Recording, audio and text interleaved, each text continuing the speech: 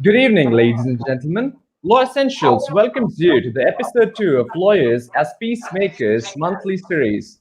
Law Essentials is a student run initiative by a group of inquisitive law students having a penumbral idea about the application of law in day to day life. I am Mohammed Faransi, founder and publisher of Law Essentials, and a student at St. Joseph's College of Law, Bangalore. Necessity may be the mother of invention, but technology is its midwife.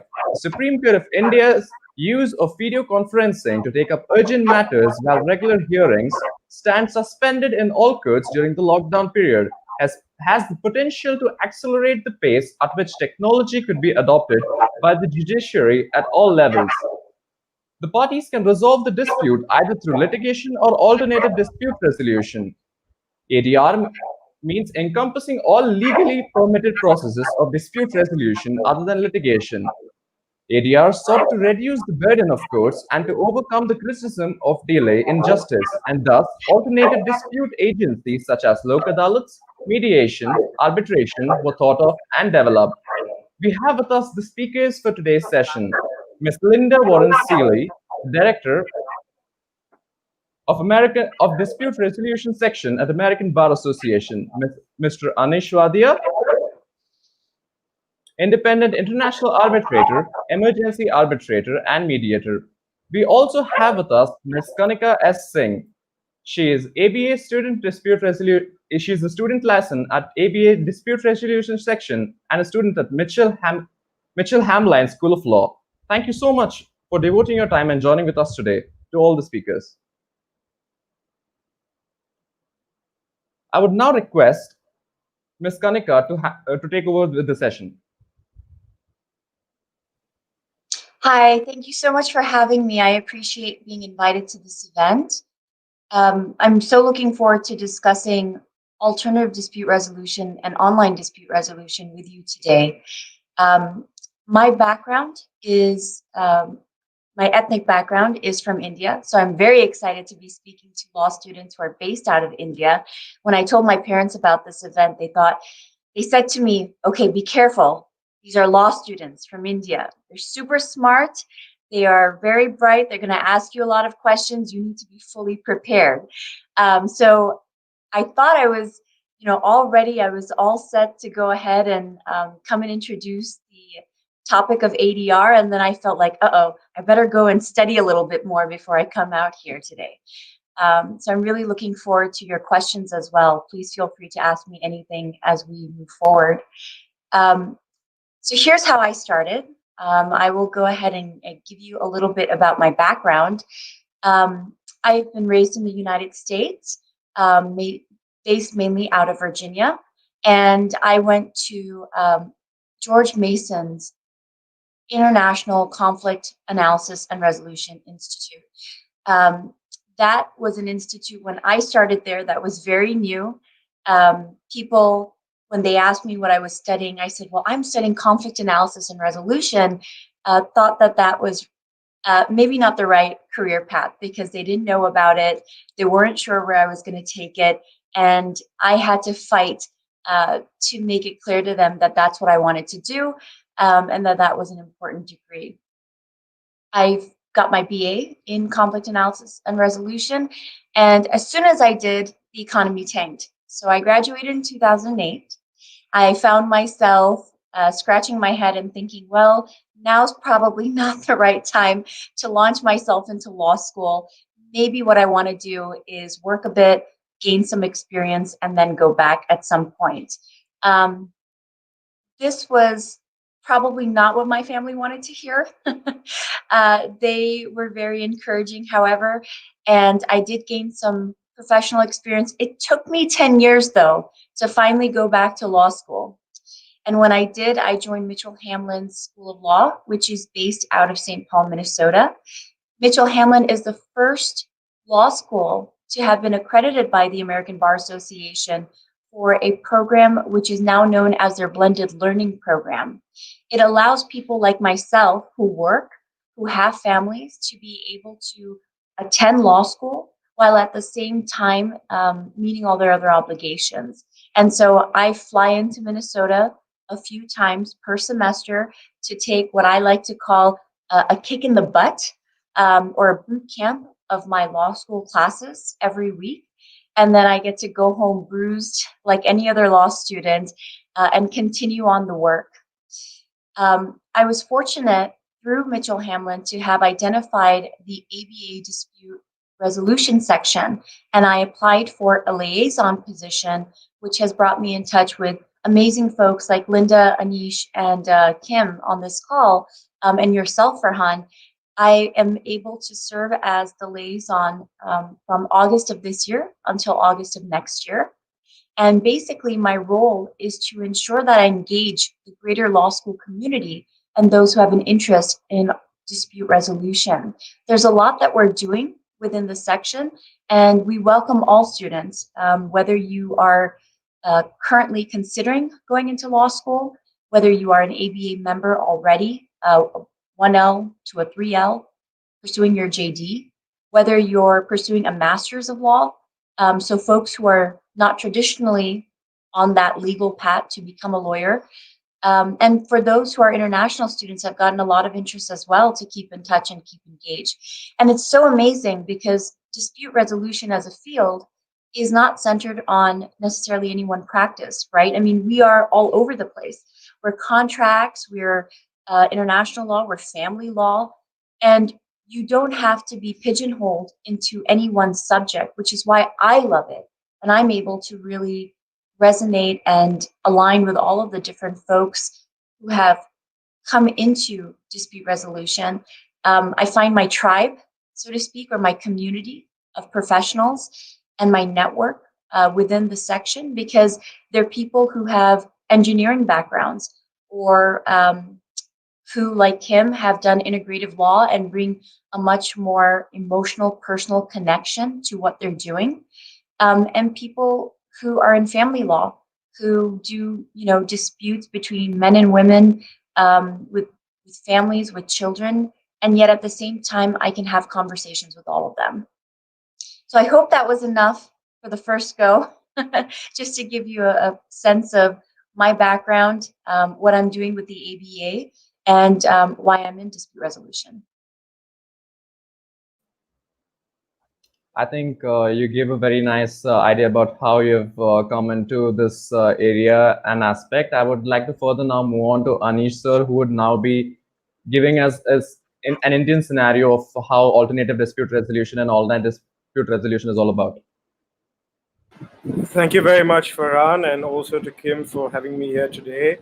It's exciting to share the platform with my friends and colleagues from the ABA. Linda, who's the director of the ABA section for dispute resolution, and Kanika, who's the student liaison for the DR section of the ABA. And I'm excited to also serve as a council member of the ABA's DR section.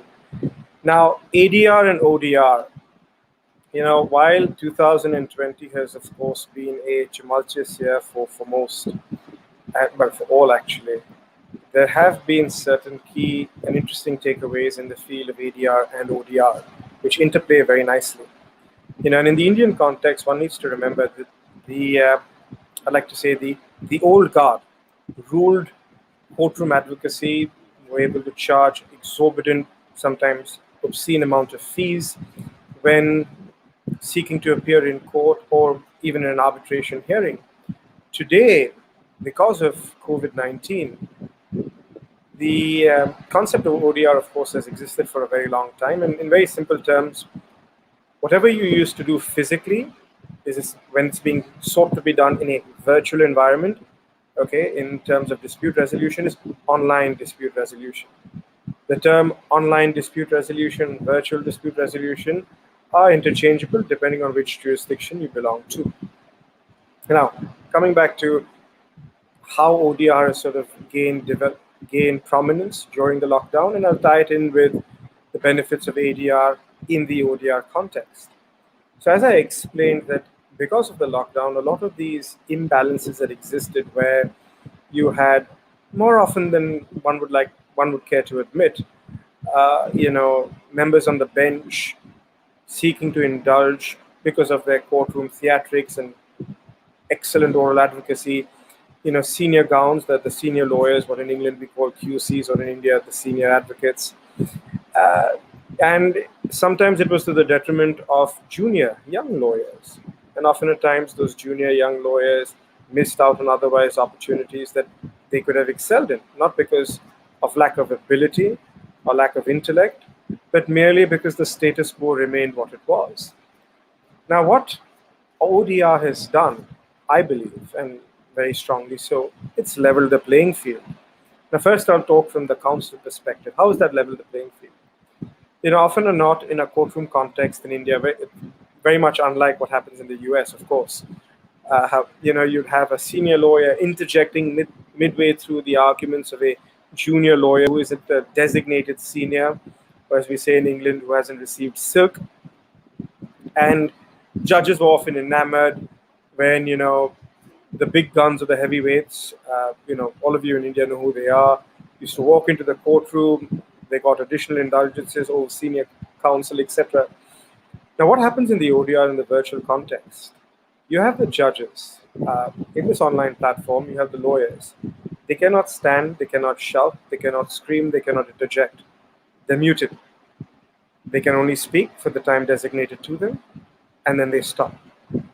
All the advantages of that courtroom drama, that advocacy, wearing the different sized gown, all of that, gone. Level the playing field in an instant. Where therefore sometimes you have lawyers, more junior lawyers today, I've seen in the virtual context, when they're arguing cases or interim applications before high courts or the Supreme Court.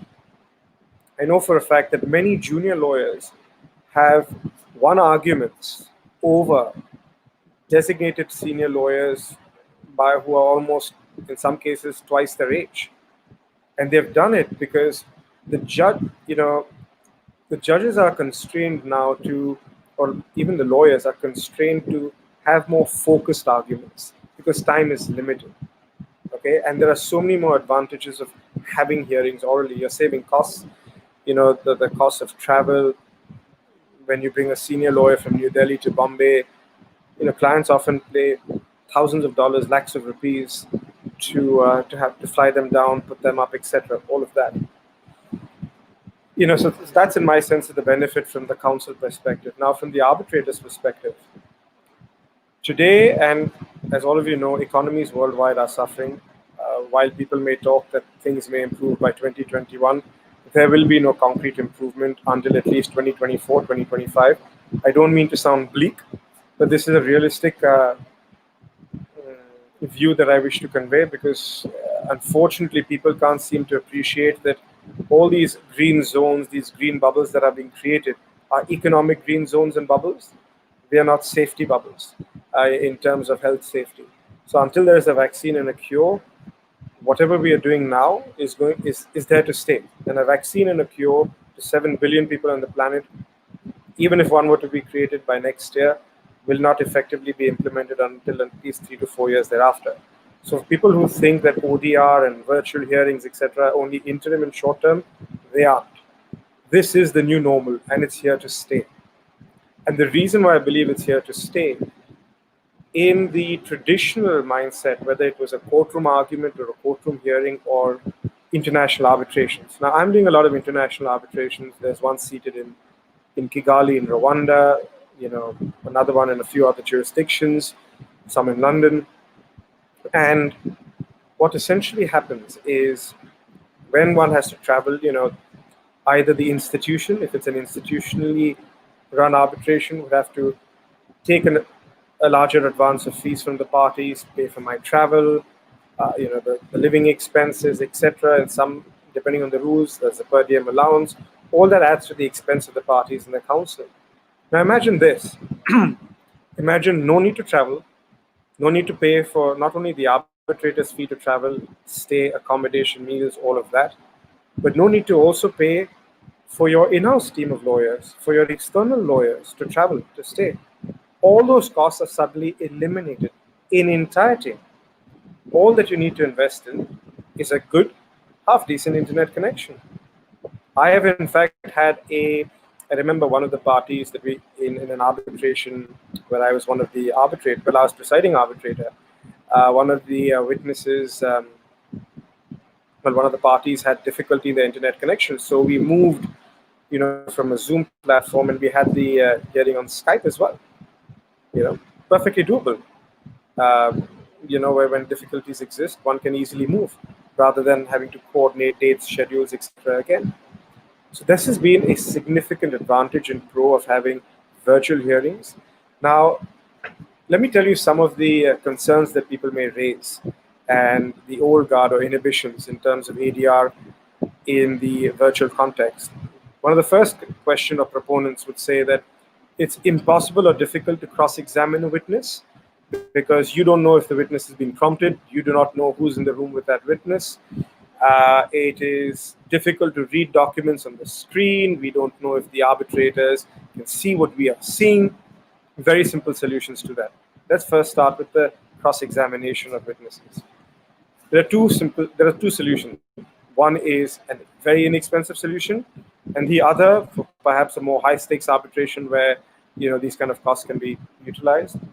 That's the second solution. The first, one simply has to purchase 3 or 4 360-degree Bluetooth cameras and have them installed. This can be FedEx, ordered on Amazon or any other e-commerce portal to the witness's location. The tribunal would have control over that platform through a remote sharing app and can control and see what's being done. Now, if one may say, oh, but how can the tribunal manage this and that? Well, here's one more advantage of virtual hearings.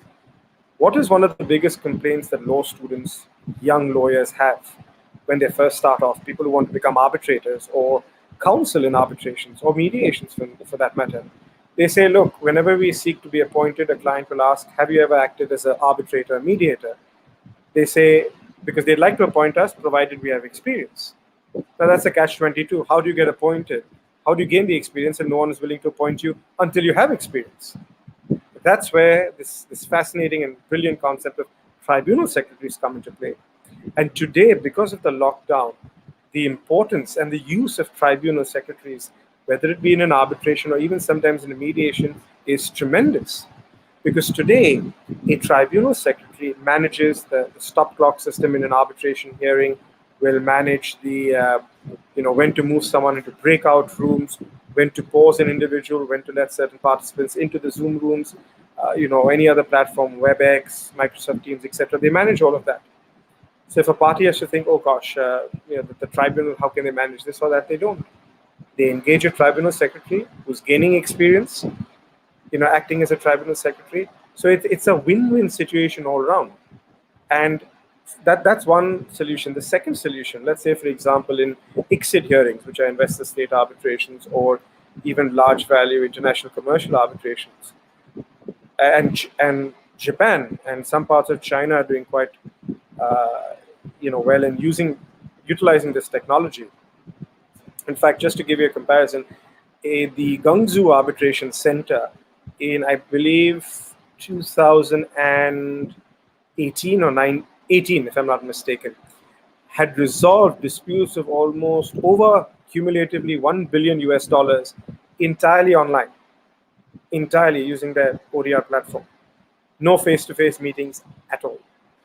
And, over the years, of course, that's gained prominence. Now, the second solution is use of VR or augmented reality goggles.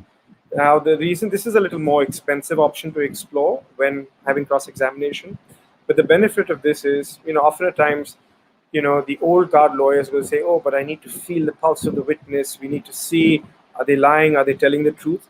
Firstly, we need to keep in mind, this is a concept that only lawyers in India will think and other common law jurisdictions. Civil law lawyers or civil law arbitrators don't care about the expression of the witness. In fact, they lend less weight to oral evidence because for them, for a civil law qualified lawyer or a civil law arbitrator, for them, the greater value is in the written evidence than in oral evidence. Okay, but now coming along to the common law concept, because I'm sure most of our audience members may be from India. So then again, you have augmented reality goggles. Now, essentially, for any of you who haven't experienced it or used it, the simplest way I can explain it, which I'm sure a lot of the youngsters would would be able to catch on is if you have seen the Iron Man movies, any of you, and you've seen Tony Stark in his Iron Man suit, what he sees when in that suit is precisely what augmented reality feels like. Because today, and I have one of those goggles, let's say there is one witness in Italy, one in Spain, one in South India and Bangalore, and I'm sitting in Bombay. When you put those goggles on, it's as if they are right in front of me. I can see them as if they were breathing right in front of me. It is with that kind of clarity. I see no distinction.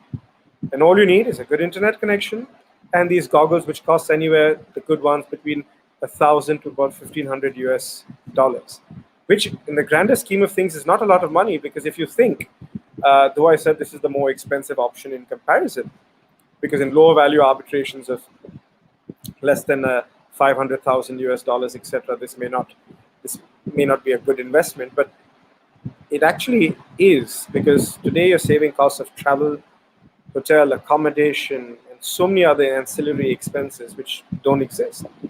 Okay, and the other benefits that, of course, virtual hearings bring with it is, in documents, for example, many of you may have, those who are watching this webinar would have attended hearings either in a courtroom or in an arbitration or a mediation context, where, especially in, let's say, for example, complex construction arbitrations, where there are often at times very voluminous documents, complex drawings, technical specification drawings, etc.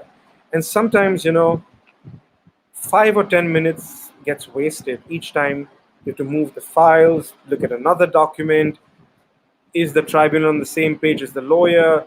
Check with them. They're flipping. They're looking at the wrong brief. Then have them open the other brief. A lot of wastage of time.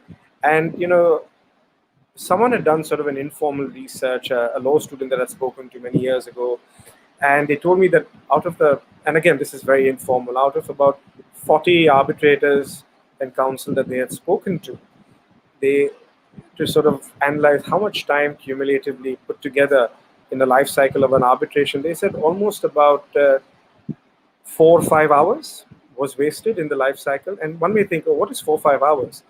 But when you're paying senior arbitrators $2,000 an hour, senior lawyers in India, Linda and Kanika may be a bit horrified to hear this, but some lawyers, in fact, some of India's most expensive lawyers charge about 120 to 160,000 US dollars a day as their fees. So it's and that's on the slightly conservative side. On higher value disputes, they charge more. If they have to travel overseas, they charge close to double of that. And this may sound horrific, but imagine saving 4 and 5 hours of that kind of fees.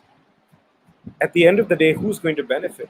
Of course, the parties. Today, people in India, globally, not only in India, but across the globe, have become very cost conscious, very cost sensitive.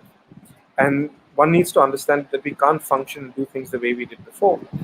And another benefit of ODR in the virtual context, for arbitrations, for instance, you have a system where, let's say there is a case management system, a software, where when a particular file is opened by the counsel, it automatically on that shared screen will be viewed by everybody.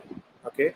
Now the question then arises, but what if the arbitrator wants to mark something on that part of the screen? Or what if the other party wants to circle something to highlight what was previously circled by someone else was incorrect? Again, very simple solution. Zoom has an annotate tool where, let's say, for example, Farhan, Kanika, and Linda, and I'm sharing a screen. They all want to point out something differently. They can simply annotate it using, if they don't have a virtual pen, just using their mouse, circle something, underline it, type on the screen, all in different colors automatically. Absolutely free of cost. It's part of the software inbuilt, nothing fancy. And then one may ask, but how does that get saved? Well, again, another feature and option. You can save that. Then of course there are issues where people may say, okay, but how do we, let's say, for example, if something needs to be signed, Now, in the Indian context, what you would have noticed in arbitrations, in domestic seated arbitrations, that at the end of each hearing, arbitrators, those of you who've interned either at law firms and been in an arbitration, or those of you who have interned with arbitrators, that at the end of each hearing, they will take what we call minutes of the meeting, where immediately after the hearing, they would have the parties sign.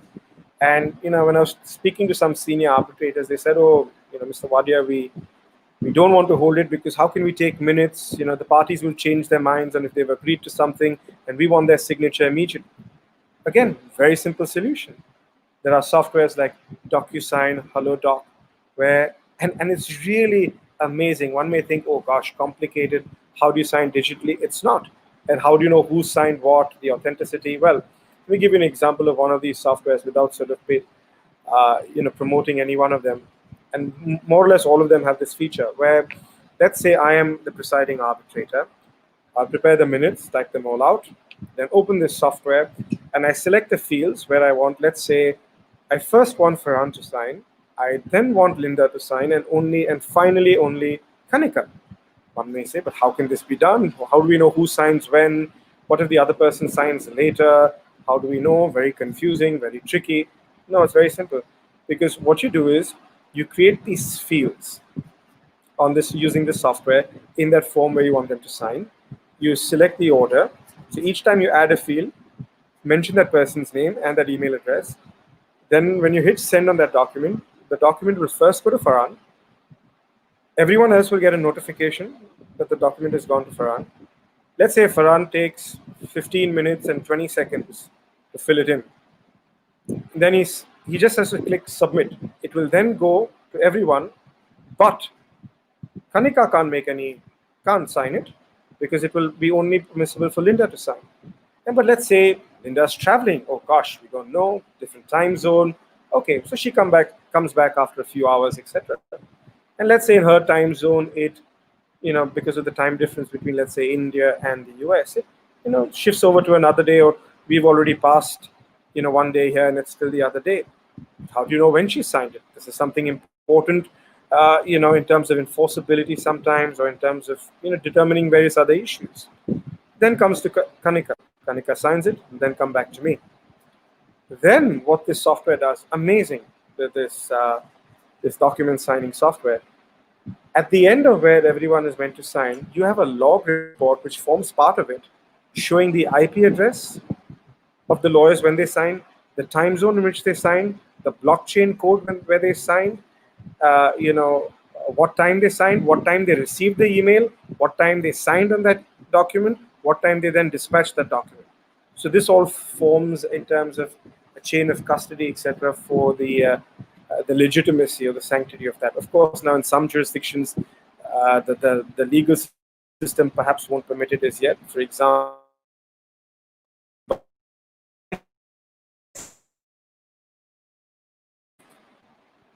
an award which is seated in Dubai, you have to physically, the arbitrators have to be physically present in Dubai and sign the award. Otherwise, the award can be rendered unenforceable.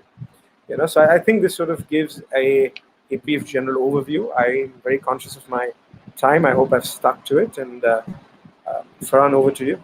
Thank you.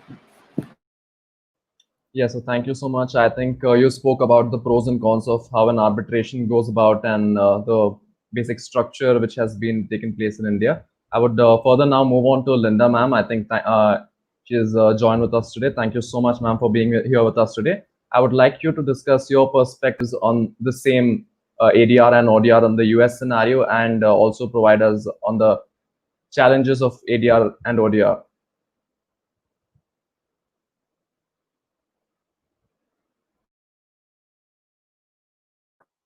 There we go.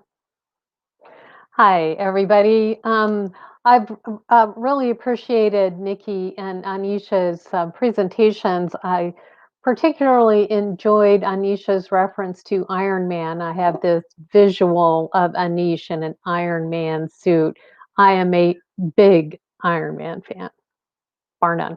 My favorite guy. So I'm going to tell you a little bit about the section, and I've been with the ABA now for about 4 years in this current position. And when I started 4 years ago, The section had a mm, relatively active group of members who focused on online dispute resolution as a means of trying to expand what we in the States call access to justice. And the idea here is, of course, just as Anish pointed out, the cost of going to court are prohibitive for a lot of people. And that includes small businesses. The big guys, the big commercial entities, those kinds of folks, they've already done a lot of ODR adoption. They can afford to do it. They can afford to pay the arbitrators and mediators to fly in and fly out and set things up and do things in person.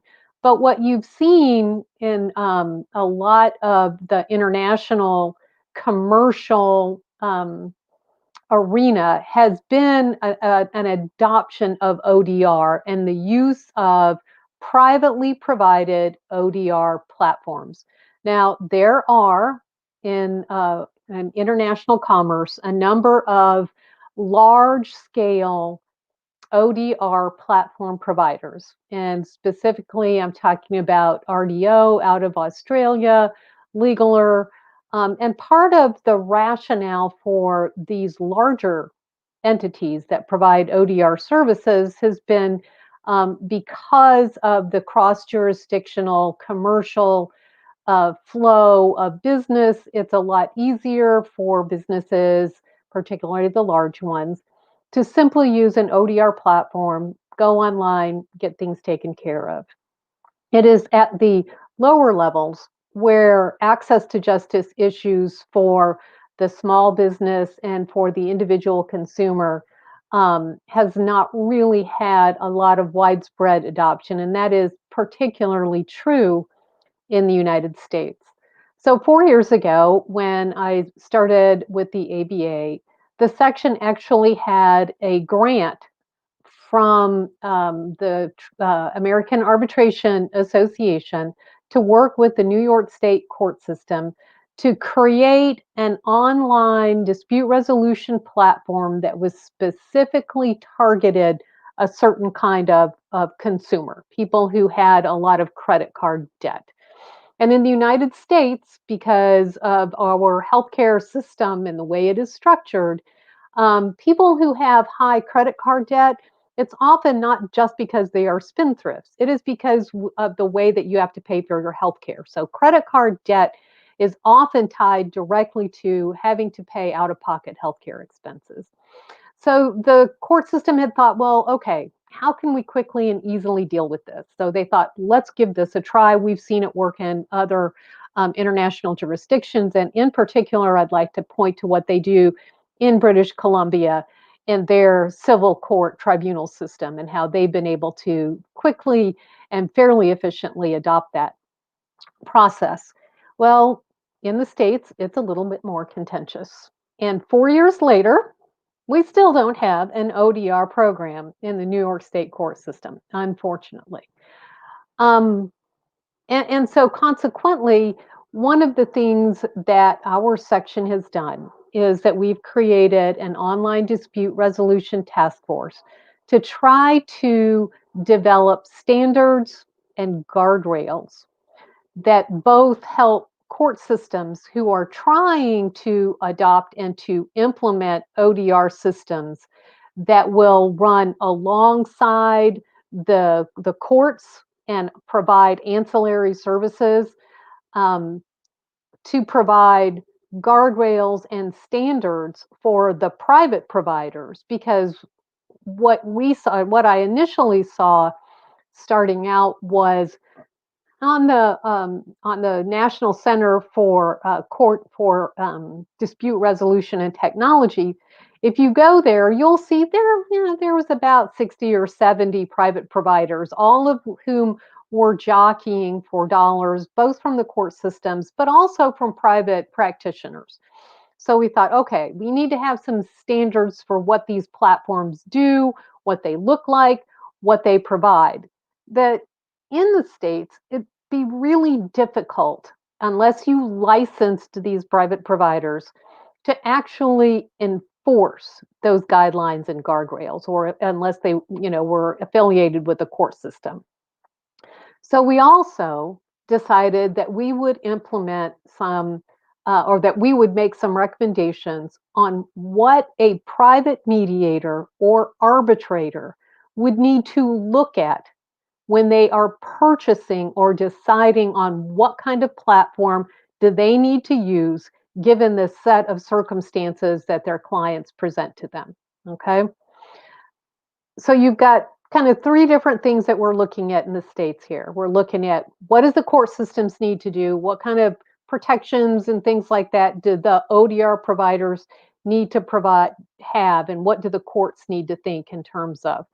What kind of guidance can we provide to the individuals and the software developers who are trying to create these technology tools that they're going to sell to court systems sometimes, but mostly to those of us who are private dispute resolution professionals? And then what do we as private dispute resolution professionals need to be thinking about when we are looking at these platforms and making recommendations to our clients about what to use and when? We thought we had about 5 years to kind of really take a look at this, do a deep dive, and then the pandemic hit. And we had 5 days, because what happened was many of our members were struggling to try to figure out, what do I do now? I normally bring people into my office. In my own private practice, I would travel to the opposing counsels, to the attorney's offices, and conduct my mediations there because it was just easier for the clients.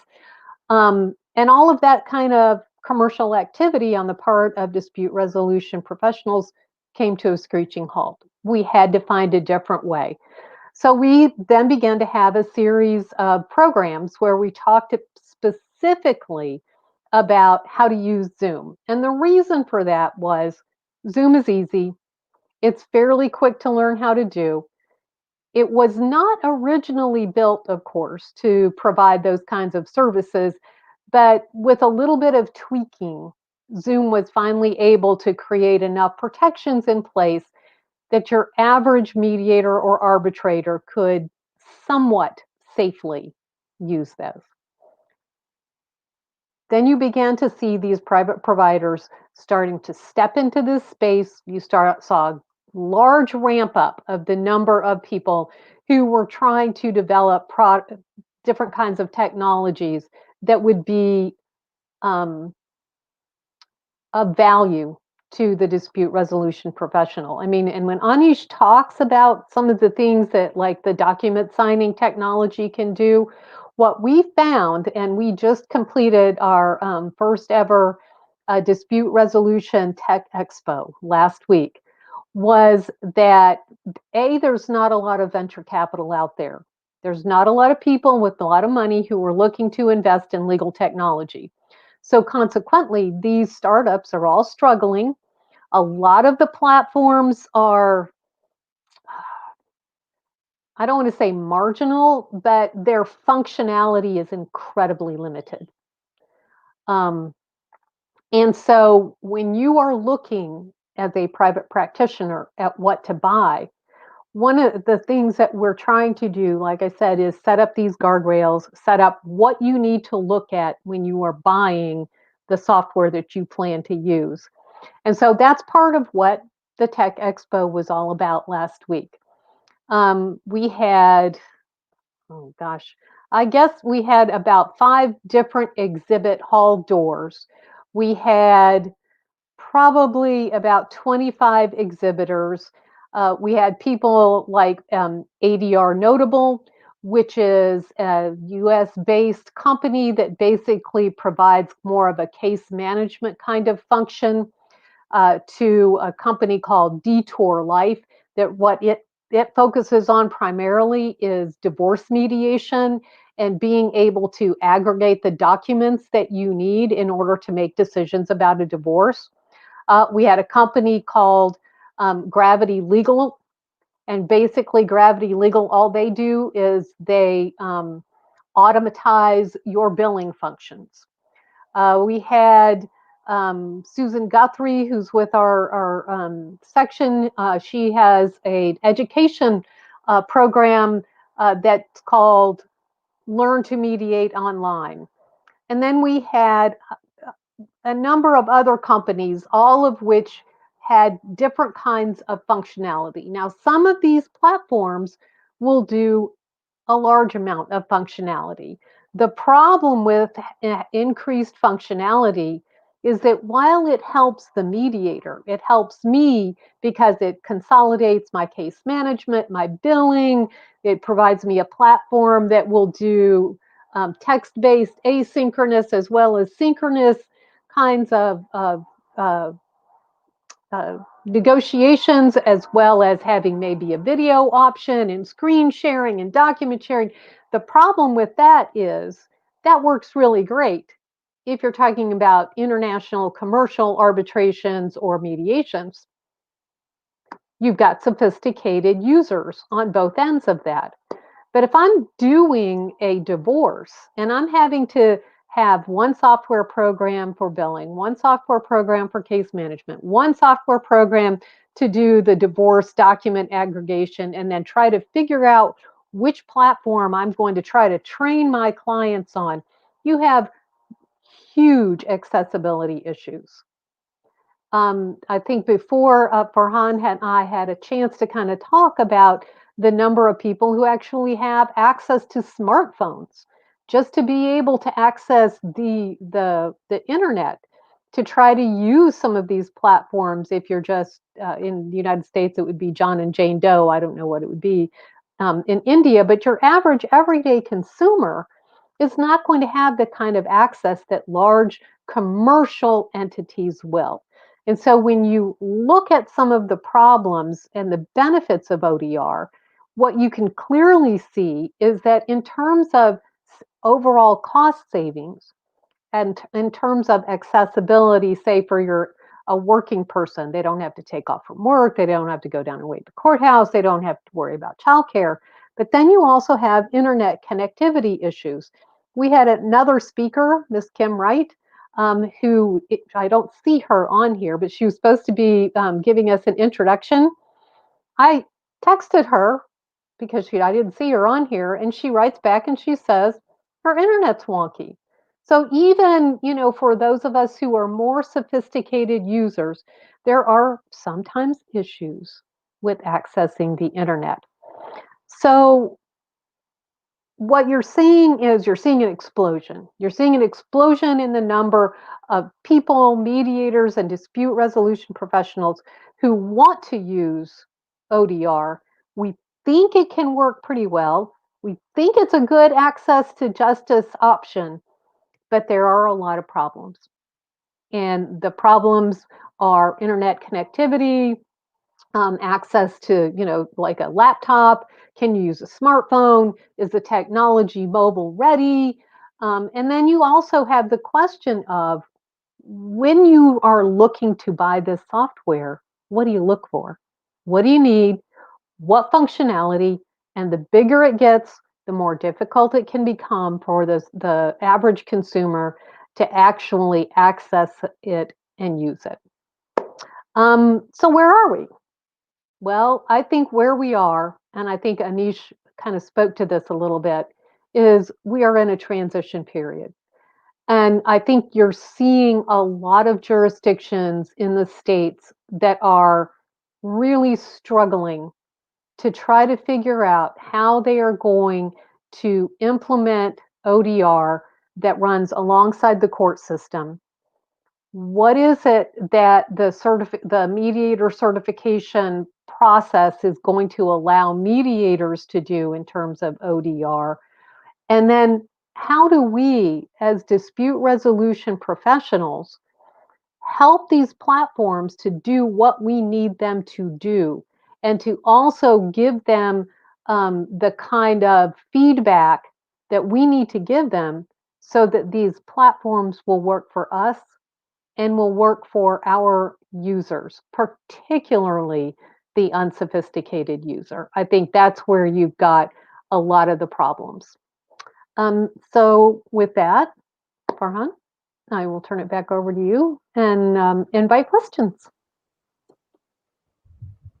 Thank you so much, ma'am. I think we'll now move on to the questions coming in from the audience. We have the first question coming in from Rudra Shandelia. I think as you spoke about the challenges relating to ADR and ODR, he's asked a question: how can we ensure the accessibility of ODR for the underprivileged Well, sections that's of our precisely society? the question that we're all struggling to answer, right? With a lot of these platforms, you need to have to be able to access the web, and using an app or any kind of mobile technology that just got some limited functionality for most of the unprivileged sector of our society, at least in the United States. I'm not so sure about in India. The way that they access the internet is via their smartphone. And if the technology is not mobile friendly, then there's really no way for them to access it. Now, we do have our library systems often have computers, but they're in large spaces, open areas. There's not a very limited amount of confidentiality, and they're also, a lot of the libraries are closed right now. So that doesn't make a whole lot of sense. And one of the things that the section is struggling with as we try to promulgate standards for ODR and ODR providers is, how do we ensure accessibility for the underprivileged in our society? And that's something that we haven't quite figured out yet. Moving further, I would like to ask Kanika. I think many law students find it very difficult to, go into a particular area of law. How did you come with online dispute resolution and alternative dispute resolution as your area of interest? I think that's a great question for me, especially after what Linda just finished saying about providing access to underprivileged sectors, ODR to underprivileged sectors.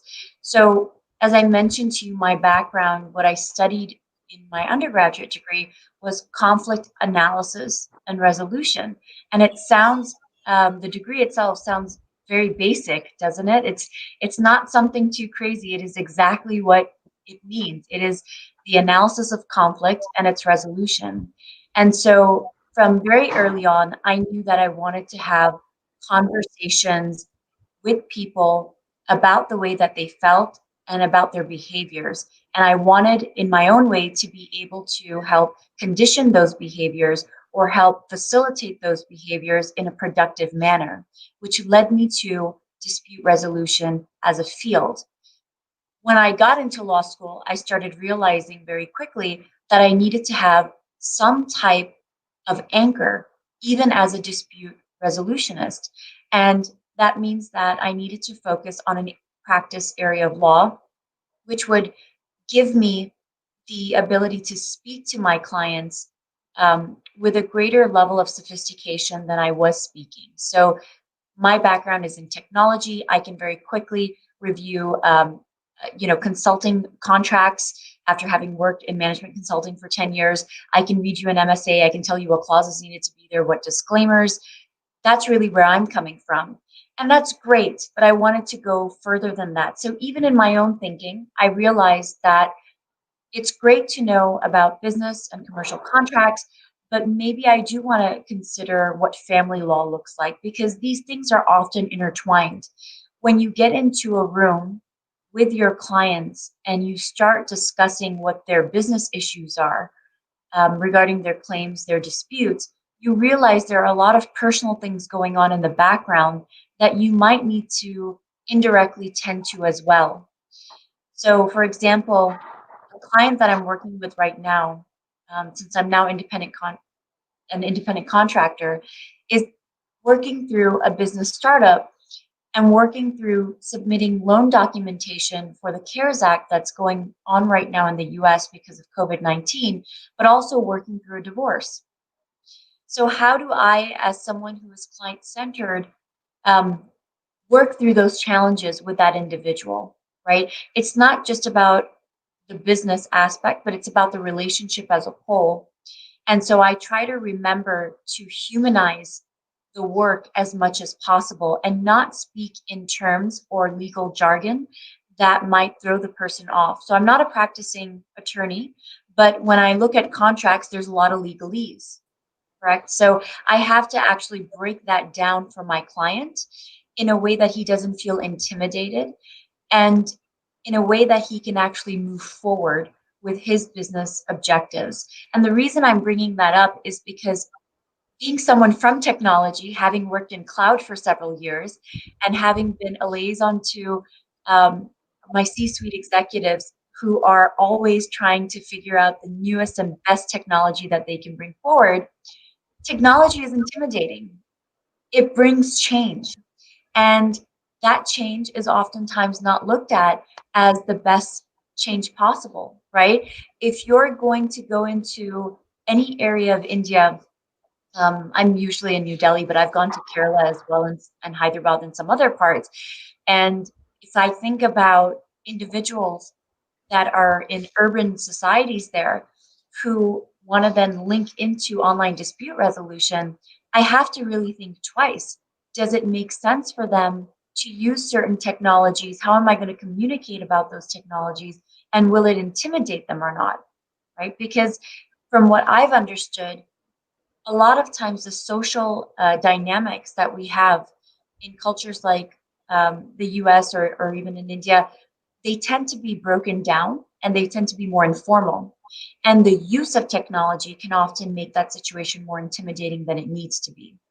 So you were asking me about how law students come to a realization of the areas of practice in law that they want to move into. And for me, it goes back to what am I really trying to do in a situation? Am I there to make money? Okay, great. Then maybe I will go ahead and focus on how to intimidate my client with as much as possible, right? But if I'm there to really resolve their problems, I need to come down to, I wouldn't say come down to their level, but I would say I need to meet them where they are. And I really need to make sure that I understand how comfortable are they with technology and what areas of law can I break down for them. I think that was a very interesting answer, and many of the students would be inspired by the way you've come about choosing your area of interest. I would now like to move on to Anish sir. We have a question coming in from Pushpak. Majority of the mediation in family matters in India is unsuccessful when compared to arbitration and commercial matters. How can we expect that online dispute resolution will help to solve the family matters? That's actually a very interesting question. So a lot of the inhibitions, in fact, I think ODR is a step in the right direction for family-related mediations in India. And let me explain this with a correlative example with Japan. In Japan, there was always this inhibition, and because the Japanese culture, like India, respects and values family to a very high degree. I mean, like most cultures do, but in Japan and India, it's perhaps a little more prominent, where the Japanese have this philosophy where they don't like to, they will take a wrongdoing onto themselves, they will absorb it, they'll keep quiet, but they don't ever want to air their dirty laundry in public. And in India, a large part of it, which is unurbanized, which, from the weaker sections of society,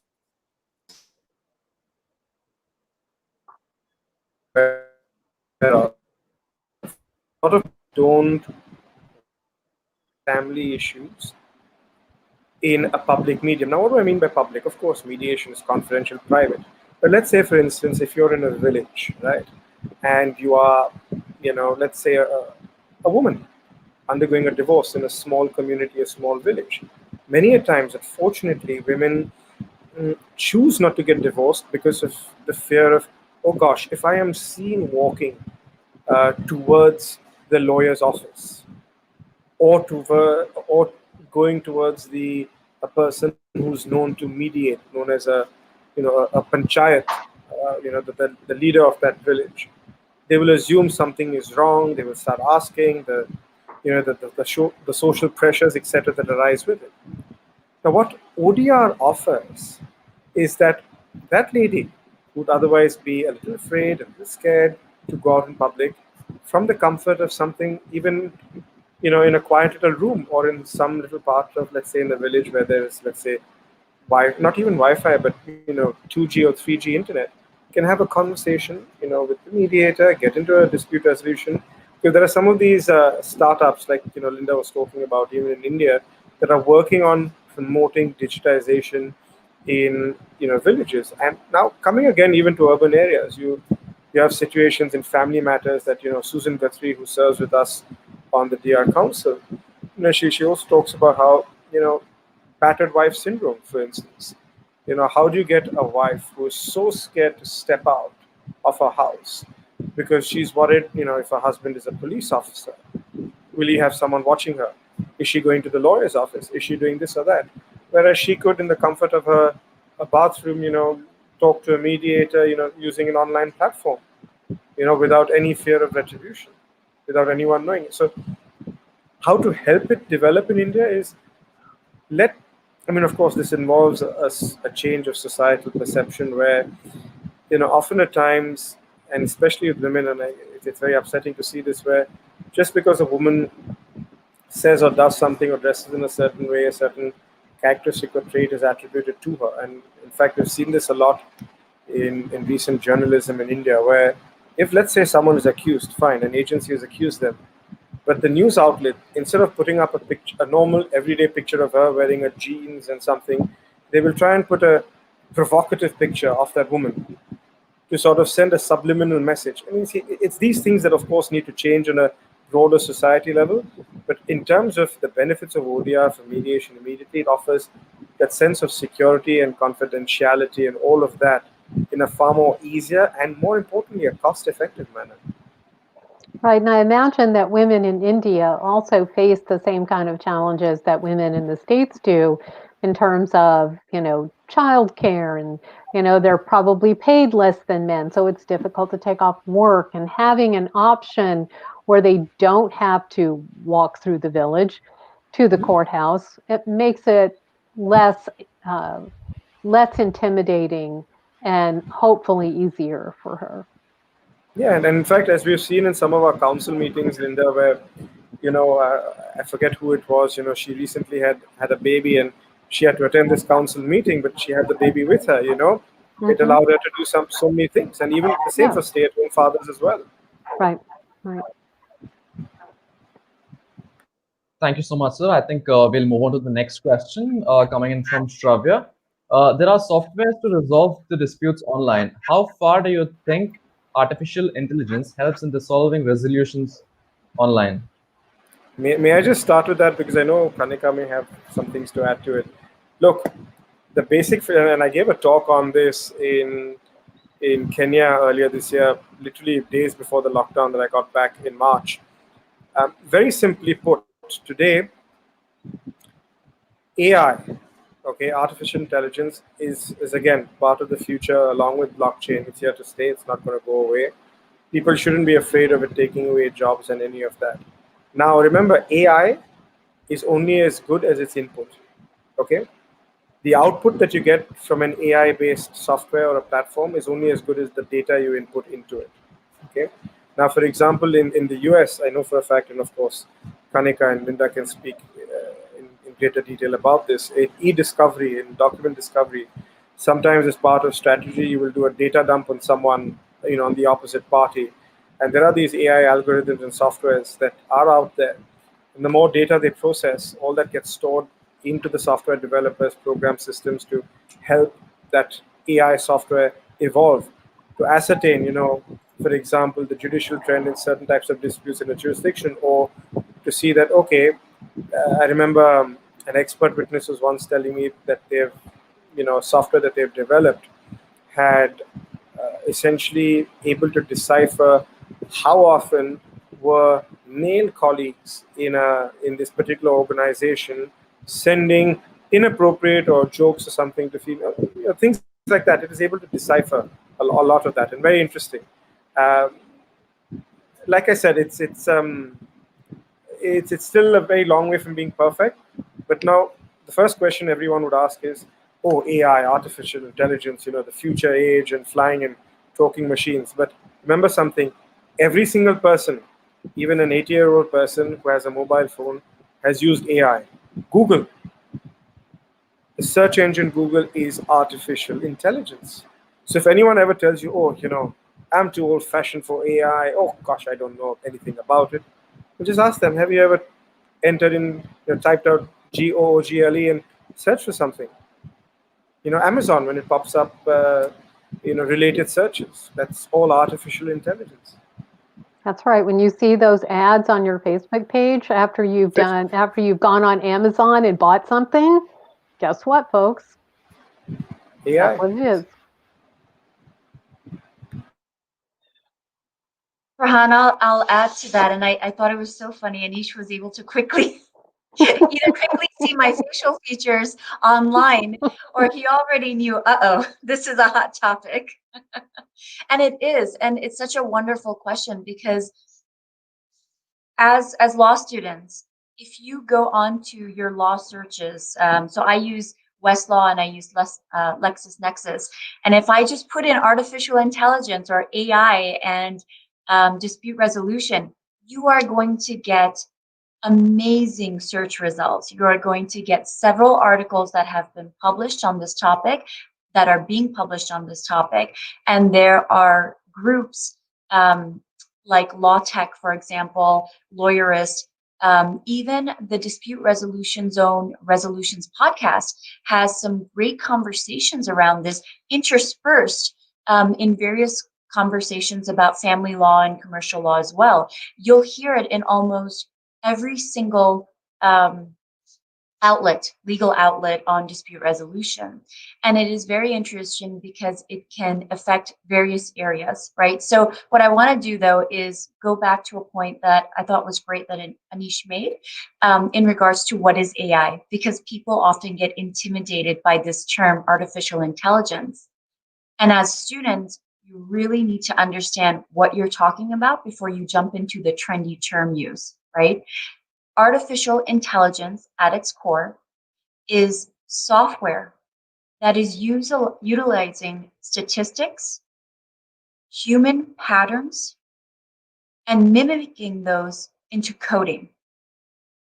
So what is happening now is it's not necessarily smart technology, but it's a smart use of those technologies, right?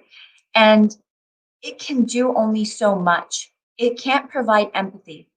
It can't provide the human qualities that you and I and Linda and Anish possess within a dispute, but it can definitely make things faster and more efficient. So it's as simple as chatbots that may turn up on your screen while you are potentially reviewing a contract. And if, for example, someone sends you a contract online to review and you have questions about certain terminologies used, or maybe you're not sure whether the effective date is correct or not, you could utilize that chatbot right away and go ahead and an answer would prompt up. Okay. Anish also mentioned blockchain, which I love discussing, but maybe that's for a different topic or day. Many people have said blockchain's going to fizzle out, and a lot of people have said blockchain's going to stay. I always love listening to American investor Warren Buffett, who has not invested in blockchain, because I feel like if he hasn't done it, I'm not putting my money after it. But I think it warrants a discussion for the legal industry, because companies like blockchain giant Consensus, which are leading industries at this point, have actually invested money into building smart contracts. And those are using blockchain technologies, and it is for a greater scale, maybe not for our day-to-day disputes, but large commercial global transactional uses. So that's something to definitely consider and keep in mind. I think, as you'll see, coding is becoming so much more efficient. I could right now tell you about the 11-year-old neighbor that I have, whose family is also from India, who is competing in a programming girl code contest, and she's already created codes, you know, at an 11-year-old level, right? I mean, she's creating her new company. She's like a little child prodigy. But what she's using is open source. And so I think what's going to be very interesting as well when you think about artificial intelligence is the type of controls that we're going to start having around these technologies, and the type of security we will have around these technologies as well. Because hackers are very real, and they can very easily get in there and mess up systems and mess up whatever disputes you're working on. So back over to you. That's the bit I would say about artificial intelligence.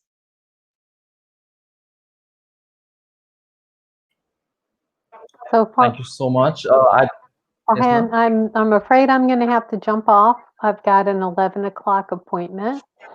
But thank you so very much for letting me join you today. I really appreciate it, and I hope that the law students who are here today have enjoyed what we had to say. Thank you so much, ma'am, for joining with us. It has been a pleasure to have you with us Thank today. you. Kim ma'am is here with us. Hi, Kim. Sorry, I'll miss you. It's ironic that on a talk about ODR, I would have internet problems. Of course. It's completely ironic, isn't it? No. All right. Talk to you later. Bye-bye. Thanks for doing such good work. We'll take the last question for this evening, ma'am. With the increase in the pace of ODR and ADR having been witnessed in the recent days, do you think there could be a future, and this could be the future of dispute resolution? What are the cons of it? Well, as I mentioned in what I said earlier, the cons are, well, there aren't any cons per se. Well, I'm a proponent who's very pro virtual and using newer technologies. It's only a question of adaptation. Look, right now our mindsets are such that, you know, for example, I know, for instance, when touchscreen mobile phones first came about, I was very skeptical about them. I preferred my old QWERTY keypad, etc. But it took a change in my mindset to understand and appreciate the use of a touchscreen, you know. Similarly, today, you know, while we're talking about touchscreens, I know that the next generation, you know, we're not going to have mobile phones in the way that we know. In another 30 years or so, and there's already technology and research being done in this, where you will essentially have a holographic chip, biomechanical, which is totally unharmful to you, implanted near your wrist or in your palm. It would shoot off an infrared sort of a screen. You touch it on your palm of your hand, and there'll be something near your ear, and you talk. It's as simple as that. And completely, I mean, of course, it's not commercially viable or available yet, but this is where technology is heading. You know, look, I'm sure maybe Kim or Kanika have some cons they'd like to talk about, but whatever the cons are, rather than focus on that, I like to see the solutions that we can do to overcome those cons. Because if we keep focusing on the negative, there will never be progress. There will never be evolution. We will still be stuck in the dark ages. With every new technology, there will be cons, there will be issues, there will be hiccups, you know, but that does not mean that mechanism, that platform is bad, that technology is bad, and that we shouldn't adopt it. You know, people today, for instance, talk about, oh, Zoom can be hacked, anyone can join in. That's actually incorrect. Because today, if you know how to utilize the security settings within Zoom, you select the right options, no one can enter the room. Each person will get a different app. It's when people are using the technology without knowing how to use it. You know, like Kanika also touched on, you need to know, like when you're talking about AI, you need to understand what it is before you start telling someone a small part of the story. Because that small part of the story may misrepresent what the story actually conveys. The same thing with technology. Imagine this. Imagine today, Farhan, you're using something, and, you know, let's say I make you use a particular ODR platform. You experience some difficulty with it, and you'll talk to your friends and say, oh gosh, This online hearing was absolute nonsense. I was trying to make a presentation to the arbitrators, couldn't hear it, very unreliable, etc. When what was the issue that arose? That you hadn't updated your software to that latest version. Hence the issue arose. So it's that mindset. It will, whatever cons that are seen today, eventually it will erode over time. I mean, and the simplest way one can see this, look at the resistance in the Indian judiciary initially to proceed with e-hearings, and now look at the fact that committees are being set up to consider this more long-term and in the longer run, to improve access to justice, like Linda said. Yeah, so I thought those were great points, Anish, and I think one thing which is really important to do is understand that the online virtual spaces that have started to become created are very effective because, in a way, what they're able to do is give people the comfort of being in their environments. I think Anish had actually raised a point from another section member who has been working with divorcees, specifically women who have been battered. And imagine that woman trying to leave her home or not feeling comfortable to do so. So if you think about the psychological aspect of what online dispute resolution is providing, you realize that there are individuals who go through PTSD or trauma or certain experiences where they may need, a familiar room or a person, a nurse who can be right alongside with them, or maybe it's proximity to their children because it gives them that convenience. And I think I'm seeing that personally as a law student because I am now completely virtual, right? All of my classes are online, and I'm getting so much more out of being able to be online, and I can do things like this where I can participate as a speaker with you because I know that as soon as this is over, I just have to close the window and I can start working on my assignments, right? So it's the convenience aspect, which I think is probably a huge item. The empathy portion, which I was talking about earlier, is something that I don't see as an obstacle, but something that I think as practitioners, we can work around and in such a beautiful way. I loved, Farhan, that when we started this session, you started with a countdown. I thought that was so cool. I tried doing it earlier this week in one of my events. It didn't work as well as yours. But isn't that nice that you can provide some type of drama and some type of performance in a virtual session? And even for our backgrounds, Kim and I were on an event earlier this week where we tried using virtual backgrounds. It would have worked if everybody had upgraded their systems or had the same technologies. But it's also a way to provide ambiance. And when we were coming up with the Tech Expo, which Linda referred to in September, we were very sensitive to the fact that we had a lot of people across the world who were going to be logging into an event and would need to visually be able to feel welcomed into a reception hall where they could then access exhibits. Now, I think what this brings about is a greater emphasis on the part of the practitioner, the dispute resolutionist, to actually use communication skills to moderate even better than they were moderating before. And what a wonderful thing that technology is actually attempting to enhance that skill, right? Versus when we hear people say that, oh, technology is the end of all communication altogether. Well, actually, it's forcing me to look at you in this camera rather than down here on the screen and be yet at the same time more cognizant that I've got 4 other windows going on, right? So I would say that. I would also like to point out that Anish made another great point in regards to being smart about how you talk about technology. So there are a lot of naysayers who don't believe in maybe using online dispute resolution, who feel like there's a lack of control. That's not the case. There is control, like you said, but you have to learn about it. You have to start implementing it and using it. And I think what I have seen through my research, because law and technology is a focus for me, is that people are out there in cybersecurity trying to make it an even more safe world. you'll note that the document systems Anish mentioned, DocuSign, there's also PandaDoc, there's a lot of encryption that goes on into making those safe, so that if you're sending documents across, you don't have to think twice. Whereas if you had paper documents, originals, that were maybe in a room somewhere, and then you had to send copies of those in the mail, you never know if that could get lost, if it could be received by the wrong person. What you have with online dispute resolution and these DocuSign technologies is electronic receipt, which is in a way confirming and enforcing the fact that you're actually delivering something to someone. I just want to mention, though, Thank that you. one of my concerns about online.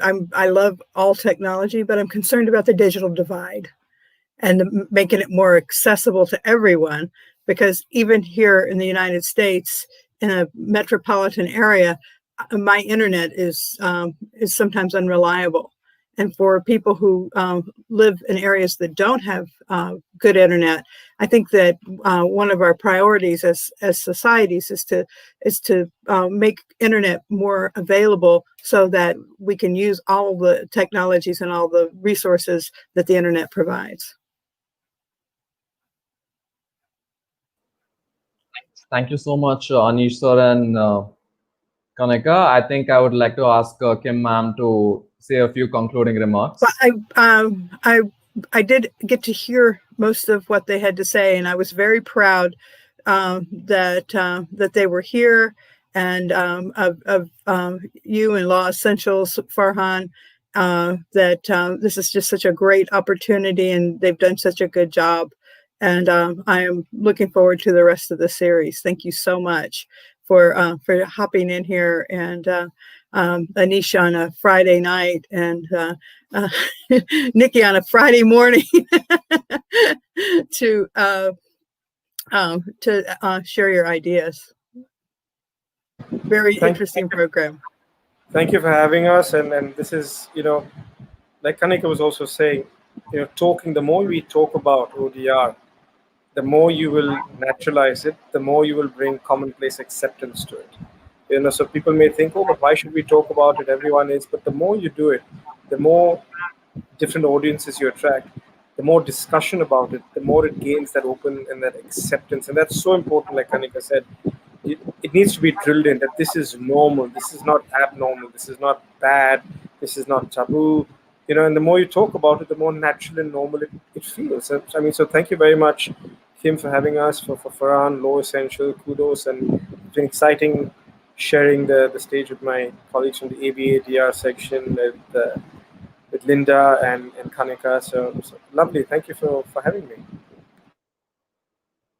Thank you so much for all the speakers for joining us today. It has been a pleasure to host this session. I think Kanika wants to say something. No, I was waving goodbye. This has been great, and this is becoming for him like one of those Indian goodbyes where you just keep going and going, and you have to finally disconnect.